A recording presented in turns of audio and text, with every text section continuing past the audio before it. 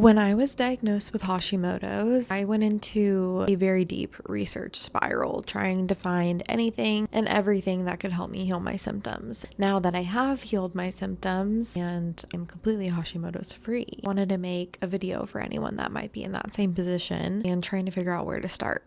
Hi, my name is Shauna. I was diagnosed with Hashimoto's in October of 2023, and I had completely healed my symptoms by May of 2026. Quick little disclaimer, I'm not a doctor, I'm not a medical professional. This is just my own personal journey and what I learned and what's worked for me. If I were starting my healing journey today, these are the top 7 habits that I would implement into my daily routine. The number 1 habit I would implement is drinking aloe vera juice every morning. There was a 9-month study done in 2018 on women who had elevated antibodies, with the average being 400, which if you have Hashimoto's, then you also have elevated antibodies. Your thyroid is essentially attacking itself. These women drank 50 milliliters of aloe vera juice a day, which is just under 2 ounces. And at the end of the 9 months, their antibodies level had dropped down to 37% of what it was, which was the high end of the study. Some of the women, their antibodies dropped all the way down to 0%.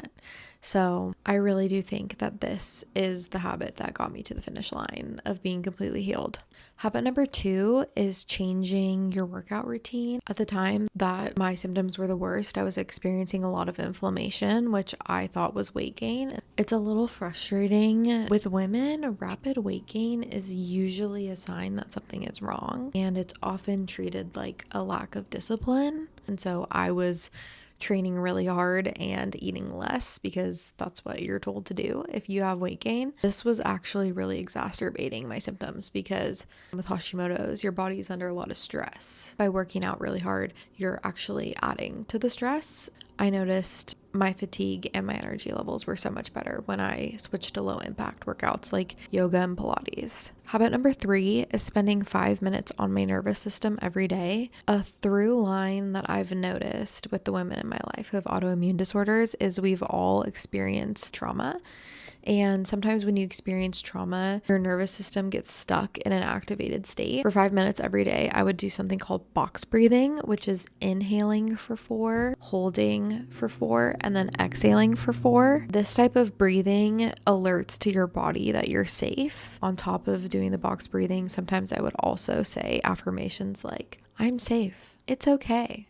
Habit number 4 is resting and saying no more. I think that something that's really hard about the healing journey is it can be isolating because you are in a season of where you need more rest. And I would just love to remind anyone who maybe is feeling a little isolated that you will at one point be able to do all the things that you want to do again. This is just a season. Your body will thank you. Habit number 5 is doing things for my lymphatic system, such as legs up the wall for 5 minutes. Bonus points if you want to habit stack and do your legs up the wall for 5 minutes while doing your box breathing.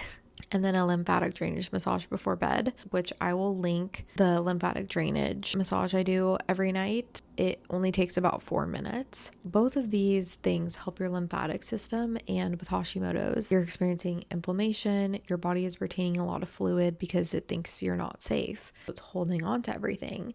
And so your lymphatic system is working overtime. This is also just a great way to detox your body and reduce the stress load. Number 6 is to eat an anti-inflammatory diet, which for me was cutting out gluten, dairy, refined sugar, and alcohol. When I say cutting out refined sugar, I do not mean not eating anything sweet, because I am someone who needs a sweet treat every day to survive. What I did is I swapped out white sugar for coconut sugar, maple syrup, honey. And as someone who's been gluten and dairy free for 7 years, I was gluten and dairy free before I was ever even diagnosed. We are living in the best time to be gluten and dairy free because there are actually great swap options. Same with alcohol. There are some really good non-alcoholic beverages. Habit number 7, which I think is the hardest one, spending time every day visualizing yourself being healed. This can sound a little woo-woo, but I found myself in this negative thought loop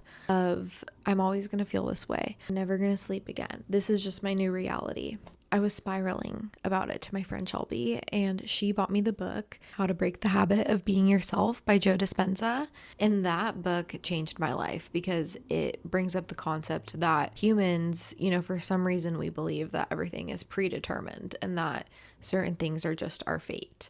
But the book explains how we actually create our own fate and we can change the path of our life and change how things are going. What I would do is I would visualize myself healed.